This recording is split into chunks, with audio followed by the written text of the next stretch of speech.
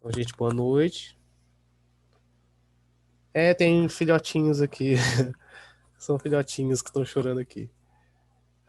Boa noite, gente. Hoje vamos continuar, né? A nossa aula do feudalismo, falando da Idade Média. A gente tinha parado falando sobre como é que é composto, né, o feudo, o que que tem ali no feudo, como é que é feito o modo de produção feudalista, né? Falei ali do poder fragmentado do rei, né, que é dividido entre os senhores feudais. Falei de como é composto o território ali do feudo. Falei um pouco da sociedade feudal, né, que é composta então pelas classes do senhor feudal, né, divisão entre os senhores feudais, quem jura lealdade a eles, que são os vassalos, e quem trabalha mesmo na massa ali, que são os servos, né. Falei que isso enfraqueceu o poder do rei, né. Então esse período aí, o feudalismo dura ali até o final da Idade Média, né. Só que ele vai enfraquecendo com o tempo. E nesse período, então, o que acontece? Durante a gente, como eu disse, a gente divide a Idade Média em duas, né? A alta, que é ali no final do Império Romano, do Ocidente, quando ele cai, é a Idade Média, né? Dessa, como é que eu posso dizer assim, estruturação do feudalismo, mudança ali, né? Essa mudança de modo de produção, né? Do escravismo para o feudalismo. É a Alta Idade Média, né? Então, e depois a Baixa Idade Média, quando chega o ápice, né, da Idade Média, começa a declinar. Chega o ápice do feudalismo também. Na Alta Idade Média, o que acontece? Então, como é feita essa produção, né? Como vocês estão vendo aí, é a produção agrícola, certo? Eles só produziam ali o suficiente para eles comer, para eles sobreviverem ali, né? E quando eles tinham um pouquinho a mais ali, eles só, que era mais raro, né? Mas eles só trocavam com outro feudo. Ou até trocavam um produto que eles produziam num feudo com outro. É basicamente isso que era. Não tinha comércio, não tinha nada, era tudo frio, né? Esfriou o comércio. Todo mundo saiu das cidades, foram pro interior, foram para a zona rural, esfriou o comércio, né, na Europa nessa época. Então eles trocavam muitas coisas, né? Que é chamado escambo, né? Essa troca de produtos. E a subsistência era, então, só para eles comer o suficiente. Certo? Então vamos pro próximo slide. Então agora eu vou falar de um outro império que surgiu também durante a Idade Média ali. Na verdade, surgiu até antes, né? Foi se formando com o tempo. No- é, não é errôneo a gente chamar de Império Muçulmano, mas eu vou explicar como que chegou nesse conceito, né? Porque o muçulmano é quem pratica a religião do Islã, né? Então eu vou explicar para vocês bonitinho como é que é. E por que que chega nesse nome de Império Muçulmano? A gente pode chamar de Império Árabe Muçulmano, Império Árabe. É porque. Vou explicar, vocês vão entender melhor. Vou começar então, né? A origem do Império. É, ele começa lá pro ano de 1200 antes de Cristo, né? Os moradores dessa península aí, que chama Península Arábica, que vocês estão vendo aí no essa parte amarela aqui, tá vendo? Essa parte aqui, lembra que eu falei? Aqui era Roma, Roma, né? Império Romano, tudo isso aqui. Aqui tinha a Grécia, nessa parte aqui. E aqui, então, é a Península Arábica, certo? A maior parte dessa península é deserto, né? Era dividida então em tribos e essas tribos tinham o nome de árabes. Essas tribos que moravam ali na Península Arábica, né? Eles tinham uma origem semita, né? E o que eles faziam ali basicamente era dedicar ao cultivo ao pastoreio, né? Não sei de que eles pastoreavam ali, mas eles gostavam de pastoreio. E algum comércio ali, mas era um comércio só naquela região. Com o tempo, né? Foi passando o tempo, o comércio foi desenvolvendo ali, né? Porque eles estão ali, ó, entre o Oceano Índico, né? E o Mar Mediterrâneo. Então, eles traziam coisas ali da Ásia, né? Então, com o desenvolvimento desse comércio ali, eles começaram a desenvolver e fazer vários caravanas, várias excursões assim de comerciantes, né? Saindo ali da Palestina, né? Saindo, não, indo para Palestina, né? Palestina aqui para cima, se eu não me engano. Então eles saíam daqui e subiam lá para cima no mapa. E para Síria também, né? Hoje em dia, onde hoje em dia é a Síria. Eles vendiam ali essas mercadorias, né? Que eles, como eu disse, traziam aqui da parte de cá, né? Do Ocidente, do Oriente, né? Melhor o nome certo. Eles traziam ali do Oriente e faziam o comércio para quem estava aqui no Mediterrâneo. Eles faziam essa ponte aqui. As tribos árabes, né? Que viviam na Península Arábica. Aí, com o tempo, né? É de se esperar, então, que aconteça o quê? Com o tempo eles vão passando, essas vamos dizer, caravanas, essas excursões de comerciantes começaram então a construir algumas cidades pelos caminhos que eles iam passando, né? Essas cidades, esses núcleos urbanos, ainda não eram cidades, porque ainda não eram muito complexo, mas já começava a formar as primeiras vilinhas ali no caminho, né? Atravessando essa mercadoria. E geralmente esses centros urbanos, esses núcleos urbanos surgiam perto de oásis, né? Aquele negócio que é cheio de água ali, né? No meio do deserto, né? Que tinha água potável, essas coisas. É um oásis. Então eles faziam essas cidades, esses núcleos urbanos, geralmente nesses locais. E com o tempo, né, se transformou numa cidade-estado, né? Num tipo de cidade-estado. Por que cidade-estado? Porque tinha lei própria, tinha governo próprio, cada uma dessas pequenas cidadezinhas, né? Mas não existia um governo central, ou seja, era tudo de tribos. Não tem uma coisa só. Com o tempo, né, aos poucos, devagarzinho ali, esses núcleos urbanos eles foram enriquecendo, né? Conforme foi fazendo mais comércio, o tempo foi passando, os caras foi ficando ricos. E esses comerciantes ali, então as cidades começaram a desenvolver mais, né? Enriqueceram mais esses comerciantes. Até esses comerciantes, então, fazer alguns reinos ali na Península Arábica. E alguns desses reinos é o de Magan, chama Magan, e Aad. Só que eu não vou entrar muito nesse detalhe. Inicialmente ali nesse reino, nesses reinos que estavam surgindo ali, é, eles cultuavam diversos tipos de deuses diferentes, né?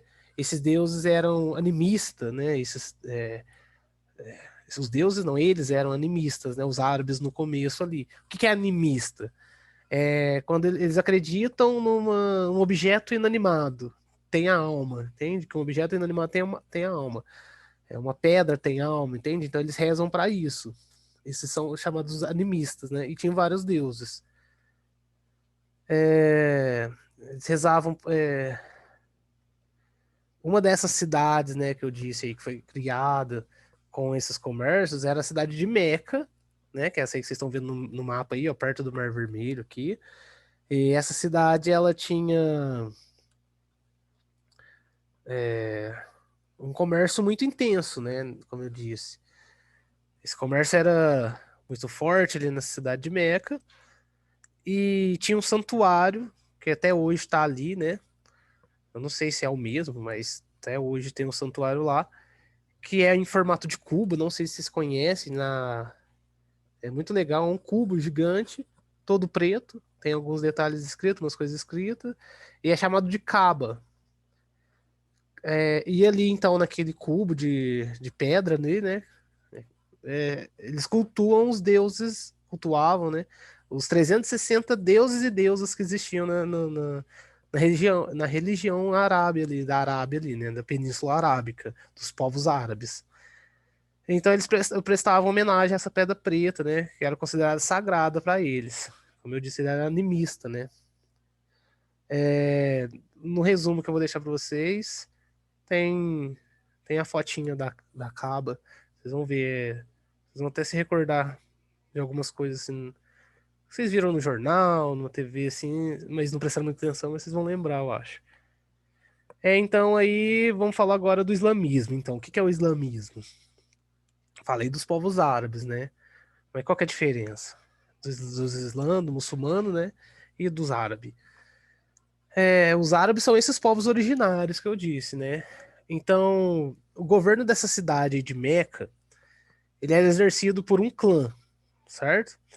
Só que a partir de certa data, o ano de 613, um cara que era líder desses comércios aí, né, que conduzia essas caravanas, que fazia essas excursões, é, ele passou a proclamar que existia um único Deus e o nome desse Deus era Alá.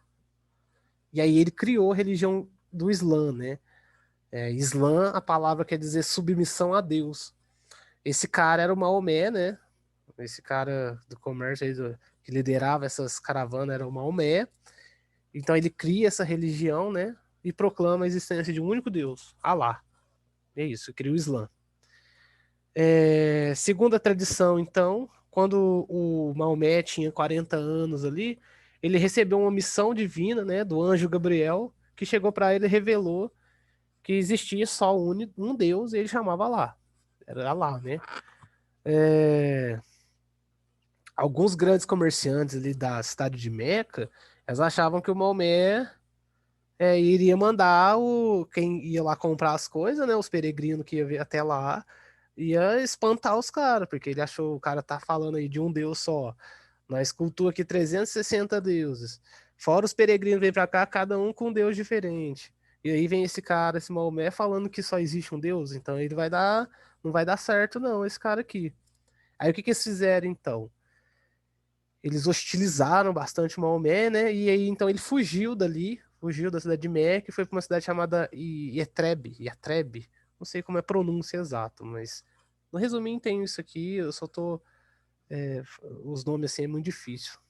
Mas você tem que saber que Maomé então fugiu ali de Meca, porque foi hostilizado pelos grandes comerciantes. E depois, então, essa cidade que ele fugiu, que chama Yatreb, com o tempo, né, mudou de nome e foi chamada de Medina, que é essa outra cidade que tá aí no mapa. Também aparece aí no mapa.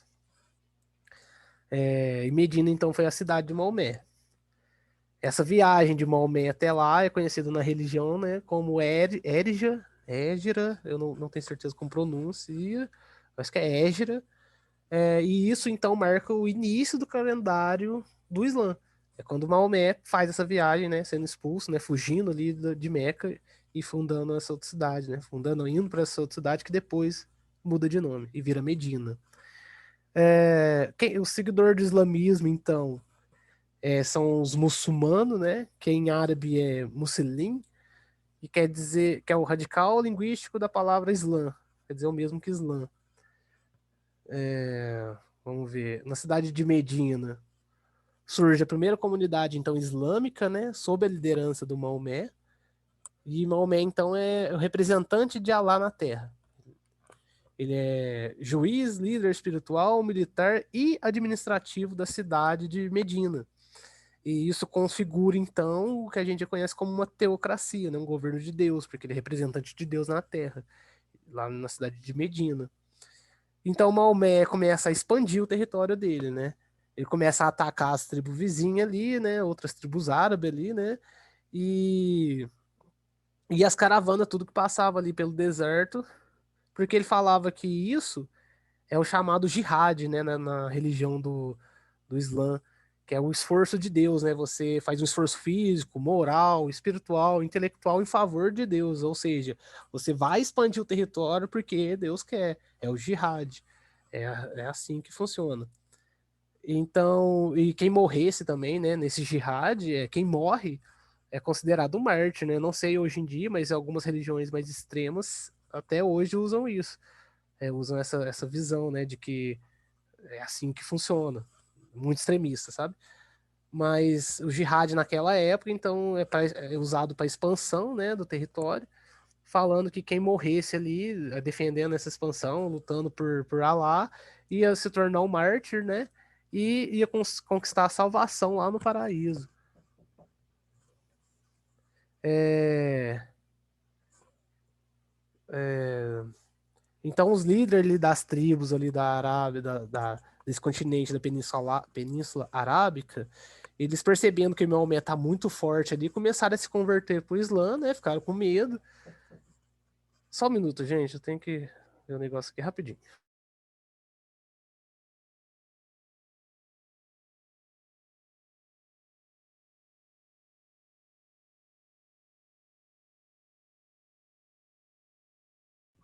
Voltei, gente.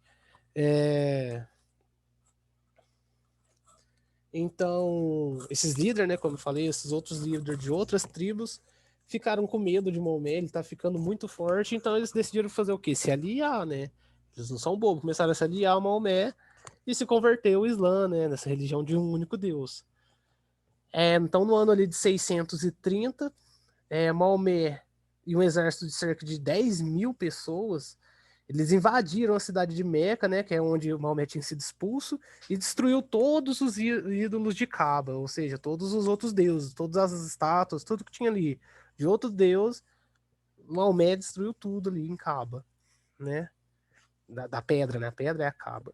Declarando ali então um lugar sagrado para os muçulmanos e para a peregrinação deles, aquele é a terra então sagrada dos muçulmanos, onde ficava a Caba, né? E até hoje tem a Caba lá, né?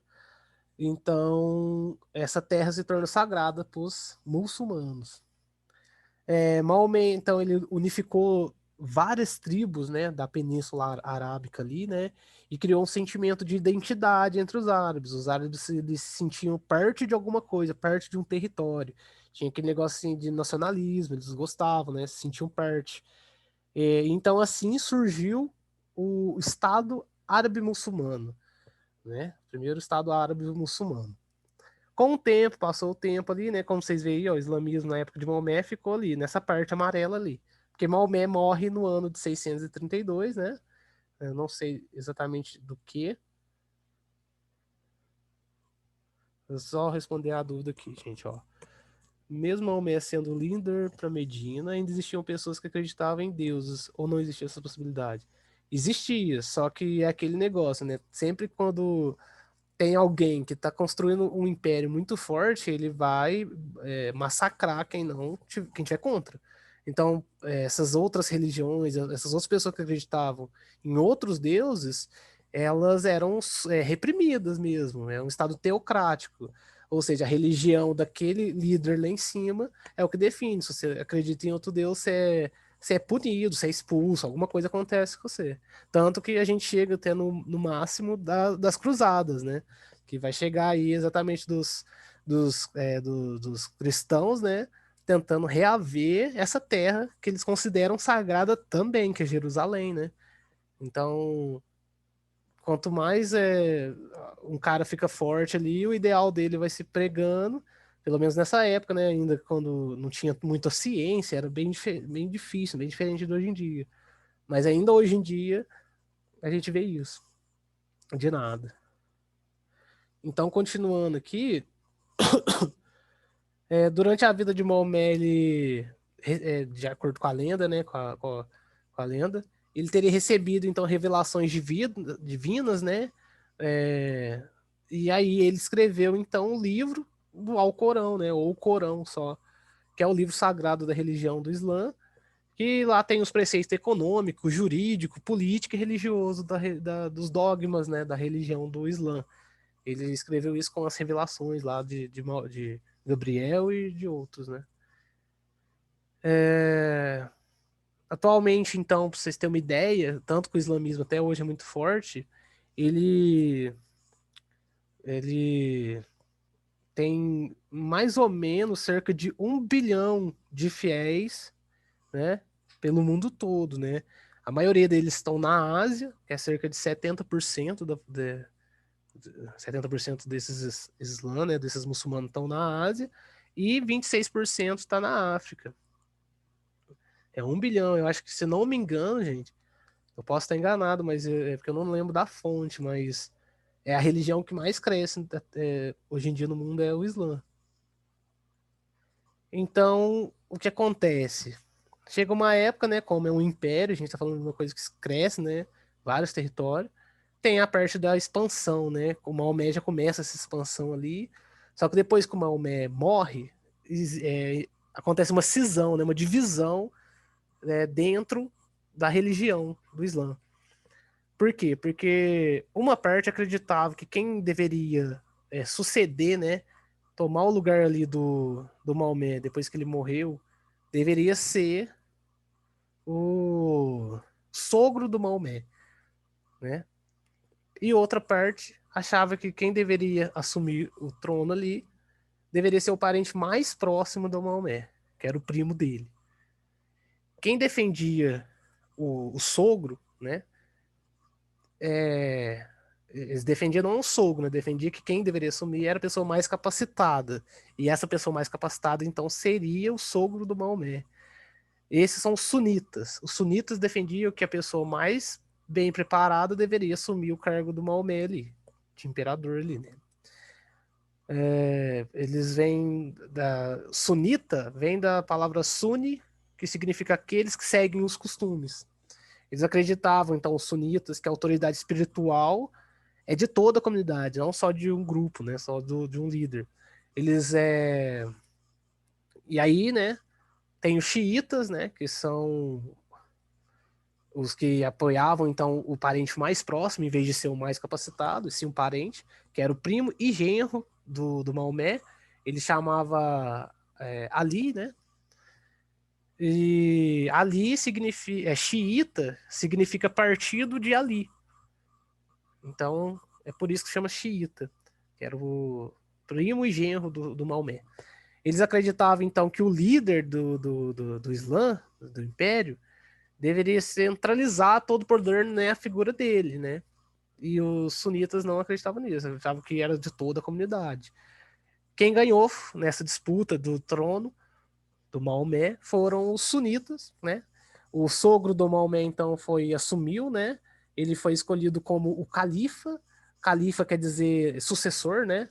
Só que ele não é profeta, assim como Maomé era, só sucessor político, né? Ele chama Abu Bakr. Abu Bakr. Então, esse sogro do Maomé, o Abu Bakr, ele assume como califa, né? Sucessor do Maomé. Atualmente, os sunitas no mundo são a maioria, né? Cerca de 84% da população islâmica, né? Muçulmana é sunita, 84%, e 16% é xiita. A gente não pode tentar diferenciar no sentido assim. Porque muitas pessoas falam que os xiitas são mais radicais que os sunitas e vice-versa.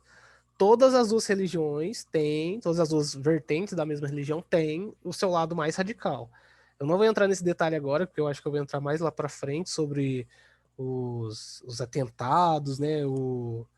Esses partidos que criam o Estado Islâmico, etc. Mas a religião, gente, é muito grande. A maioria das pessoas, elas não são extremistas, tanto xiitas quanto sunitas. Tem extremistas sim, mas não é a maioria. É uma minoria.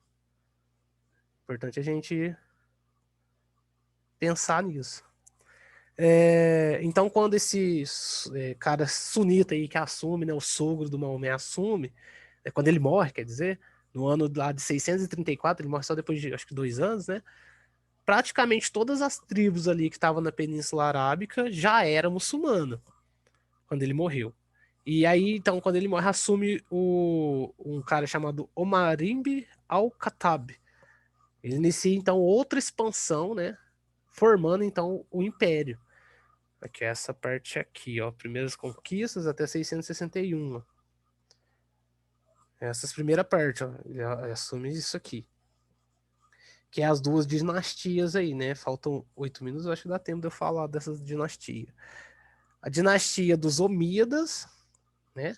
Que vai dos anos 661 até 719. Eles assumem em 661, né? O governo do Império. Ela se torna então essa família Omida, dessa dinastia, eles tornam então o território uma monarquia laica, ou seja, os cargos administrativos não era mais teocracia. Os cargos administrativos eles não eram mais ocupados de acordo com a importância religiosa. Eles fizeram essa mudança, né? Mas sim com a competência e conhecimento. A capital passou de Medina para Damasco, lá na Síria, que é essa parte aqui, ó, tá vendo? Essa cidade. E o árabe passou a ser a língua oficial e obrigatória entre os muçulmanos, né? Nessa dinastia desses Omíadas. Eles expandiram mais o território, né? Como vocês estão vendo aí, na parte azul, né? E no ano de 711, eles conquistaram a região onde hoje é os países atualmente do Paquistão, do Afeganistão, de Portugal e Espanha, que é a Península Ibérica aqui, ó, na pontinha. Eles chegaram a dominar até lá. E no ano de 756, esses omíadas eles criaram então um califado, né, independente ali na Península Ibérica e se tornaram independente do resto. Não era mais parte do Império, né, no ano de 756. E aí então eles fazem o próprio reinado aqui, ó, sozinhos, só eles, esses omíadas. E aí vem então, assume depois então a dinastia dos Abássidas, do 759, do ano 759 até o ano de 1258. Eles então consolidam, né, concretizam ali o islamismo nas regiões que eles conquistaram, toda essa parte aqui, vira o Islã, né? Quem era muçulmano, mas não era árabe, ou seja, tinha religião, mas não era dessa península, passou a ter permissão para ocupar os cargos públicos agora também, né? Poderia ocupar.